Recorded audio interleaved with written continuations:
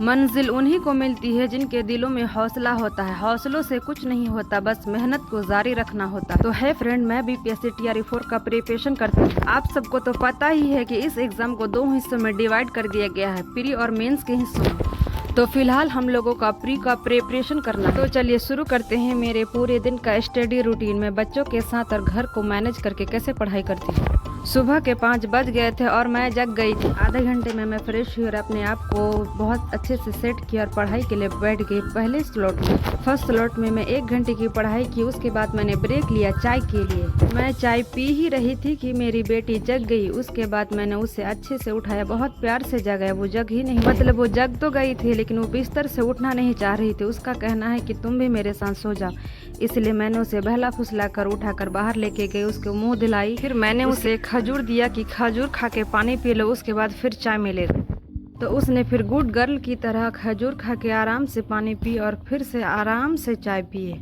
चाय पीना किसी के लिए भी अच्छी बात नहीं है, लेकिन वो तो बच्ची है, फिर भी देती हूँ कि वो मांगती है, जिद करती है और उसको जिद अगर पूरा ना करो तो वो सुनती ही नहीं है, इसीलिए उसको जिद को पूरा करना ही पड़ता है।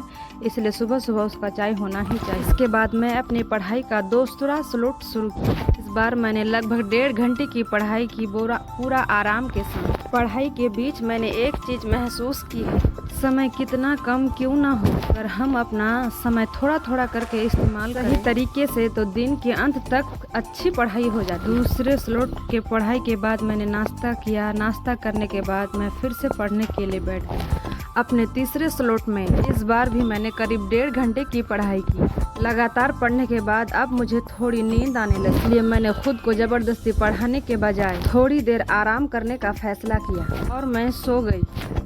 फिर करीब 12:30 बजे मेरी नींद खुली। उठने के बाद मैं नहाने गई। नहा धोकर मैं फ़िलहाल आई हूँ अभी नमाज़ पढ़ने के लिए, क्योंकि पढ़ाई और बच्चों के बीच अल्लाह की इबादत भी ज़रूरी है। नमाज के बाद मैंने खाना खाया और नाज को भी खाना खिलाई, क्योंकि पढ़ाई के साथ साथ नाज की जिम्मेदारी भी मेरी ही है। अब फिर से समय था पढ़ाई का।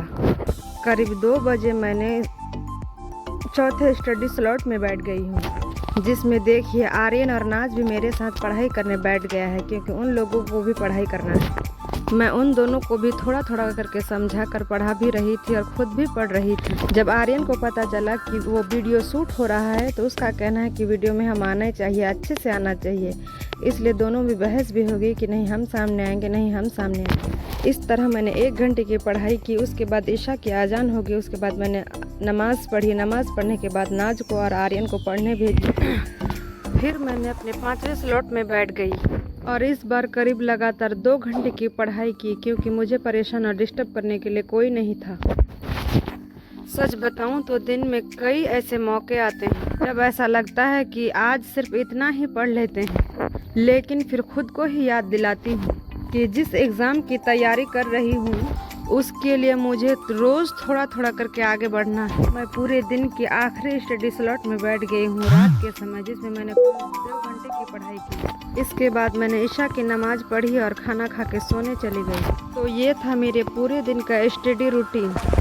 इसमें सबसे ख़ास बात यह है कि मैंने पूरे दिन का खाली समय थोड़ा थोड़ा करके पढ़ाई में यूज किया है, लेकिन सच यह है कि पूरा दिन कभी खाली नहीं मिलता है। और अब मेरा आज का दिन यही ख़त्म होता है। और अगर आप भी मेरी तरह पढ़ाई और ज़िंदगी के बीच बैलेंस बनाने की कोशिश कर रहे हैं तो इस जर्नी में मेरे साथ बने रहें। कल फिर मिलेंगे एक नए स्टडी ब्लॉग के साथ।